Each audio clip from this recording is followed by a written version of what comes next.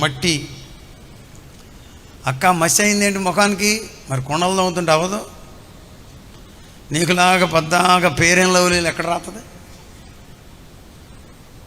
అక్కడ కొండల్లో పడి ఇప్పుడే వచ్చి అక్కడ కూర్చుంది అరుగుల మీద. అవుతుంది. తారు పూసిందంట దేనికి? జమ్మి పెట్టుకి. వాడు బతకాలంటే పుయ్యాలి. ఇట్ట పెట్టింది మొహం.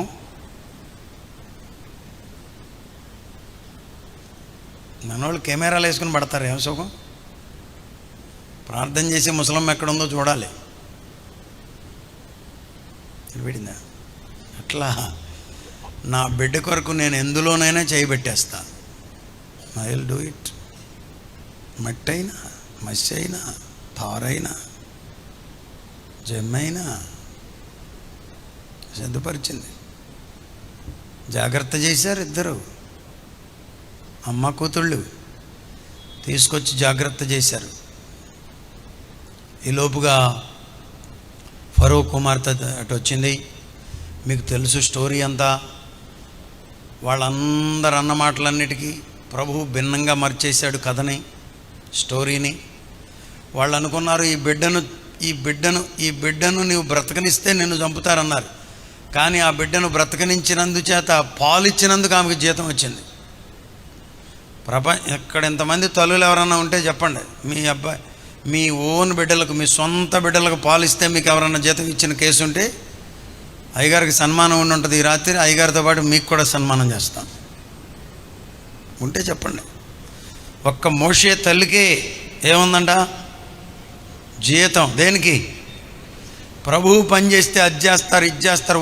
బెదరేస్తున్నారు మమ్మల్ని కూడా. ప్రవీణ్ పగడాల గారు అది ఇది మీరు జాగ్రత్తగా ఉన్నాను అని. ఏమి కాదు. ప్రభువు పని చేస్తే ఇక్కడ జీతం, అక్కడ జీతం.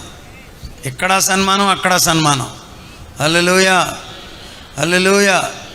నీదు పాదములకు రాయి తగులదు,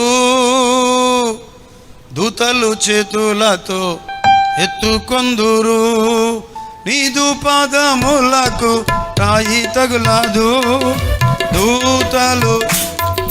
ఇక్కడ కూర్చోండి. ప్రభు నామమెరిగి నీవు నడువుము, ప్రభు నామమెరిగి నీవు నిలువుము.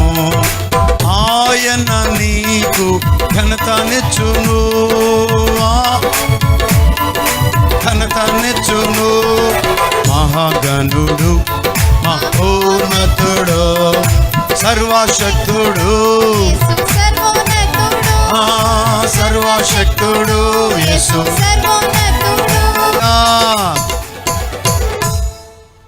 పిల్ల తీసుకెళ్ళేటప్పుడు ఎవరు చూడలేదా? ఏమా ఎడ్రా ఏంటది బుట్టలో ఏంటి అనలేదా? ఏమండి అనలా? అనటానికి వాళ్ళ ఇష్టం కాదు. కళ్ళు కప్పగలిగిన వాడు దేవుడు, తప్పించగలిగిన వాడు దేవుడు. ఇదే గ్రామంలో 73, 74, 75, 76 ప్రాంతాల్లో నాన్నగారు సేవ చేశారు.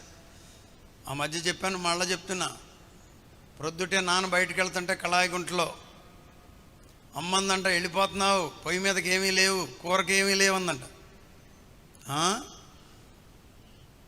చట్టి పొయ్యి మీద పెట్టి సిలువేసి ప్రార్థన చేయి, స్తోత్రం చెప్పు, ప్రభు ఇస్తాడన్నాడంట ఆయన. ఇది ఎప్పుడు 75, 76లో జరిగిన సంగతులు. సుమారు 50 ఏళ్ల క్రితం స్టోరీ. రెండు మాటలు బాగానే చెప్తావులే అనలేదు కానీ అందంట. మీరు అన్నారంటే దాంట్లో కథ ఉంటుంది. ఆ ఊలోనే చాలా అర్థాలు ఉంటాయి. నాన్న చెప్పిన సాక్ష్యం ఏంటంటే, వెళ్ళి అవతలకు వెళ్ళడానికి తాడిబొత్త ఏదో వేశారంట తాగాడిగా. అట్లా కాలు అలా పెడితే కొరమేను ఎగిరి తాటి మీదనున్న కాలు మీద కాకుండా ఒడ్డు మీదనున్న కాలు మీద పడి కిందకు దొరిలిందంట. సందర్భం ఎందుకు చెప్పానంటే, ఈ కాలు మీద ఎందుకు పడాలి? ఆ కాలు మీద పడకూడదు. అది ఆ కాలు మీద పడితే ఎక్కడ పడేది? మళ్ళా కాలువలోనే పడేది. అది కాలువలో పడాలా, ఒడ్డును పడాలా అనేది దాని ఇష్టం, దాని బాబు ఇష్టం కాదు, మన బాబు ఇష్టం. దేవునికి స్తోత్రం. పిలిచిన వాని ఇష్టం, ఏర్పాటు చేసుకున్న వాని ఇష్టం. ప్రభువు నిన్ను ప్రత్యేకపరిచాడు, నీ కొరకు సిద్ధపాట్లు చేస్తాడు. అబ్బో, మోషే జీవితానికి సిద్ధపాట్లన్నీ ఏర్పాటైనాయి, దేవునికి స్తోత్రం. ఏర్పాట్లన్నీ సిద్ధపాటైనాయి, దేవునికి స్తోత్రం. హల్లెలూయా. పట్టుకెళ్ళింది, జాగ్రత్తగా అక్కడ పెట్టింది. ఓ, ఫరో కుమార్తెకు కుమారుడు అయిపోయాడు. ఇప్పుడు మీకు స్టోరీ అంతా తెలుసు. ఈమె అక్కడికి పరిగెత్తుకొని పోయి, మీకు ఈ పిల్లడికి పాలు ఇవ్వడానికి ఏమైనా నేను దాదిని తీసుకొని వస్తున్నా అని మరి అడిగి, చిన్నపిల్లగాని ఎన్ని తెలివితేటలో చూడండి. ఏమండి, దూడెళ్ళే ఉంటుంది. నువ్వు వద్దులే అమ్మ, ఇంటికాడ పడుకో, నీకేం అర్థం అవుద్ది. ఈ సైతానికి ఏదో అర్థమై చచ్చినట్టు.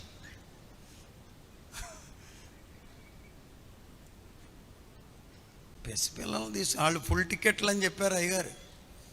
వీళ్ళు ఫుల్ టికెట్స్, వీళ్ళని తీసుకురావాలి. నేను వచ్చేటప్పుడు వరుసనే తల్లులు 2-3 చేరి అక్కడ పిల్లలకి స్పూన్ ఫీడింగ్ ఇస్తున్నారు. సిరలక్ దాన్ని ఏదో అంటారు.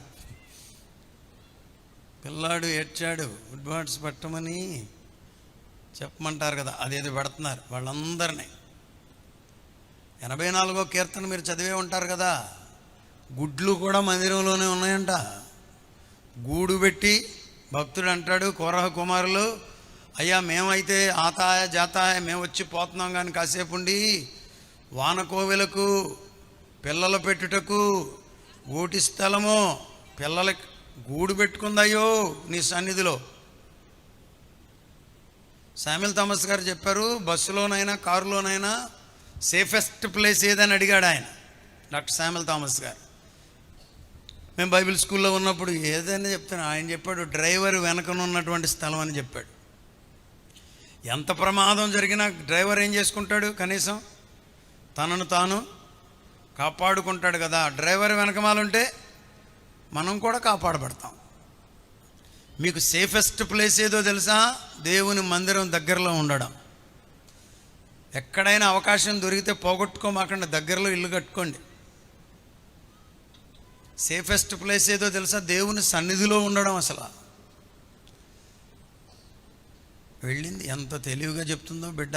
తీసుకొచ్చేసింది అమ్మని, తీసుకొచ్చేసింది బిడ్డలు, పెంచింది, పెద్ద చేసింది, ఊరిపోసారు. రాత్రి అదంతా మనం చదివాం.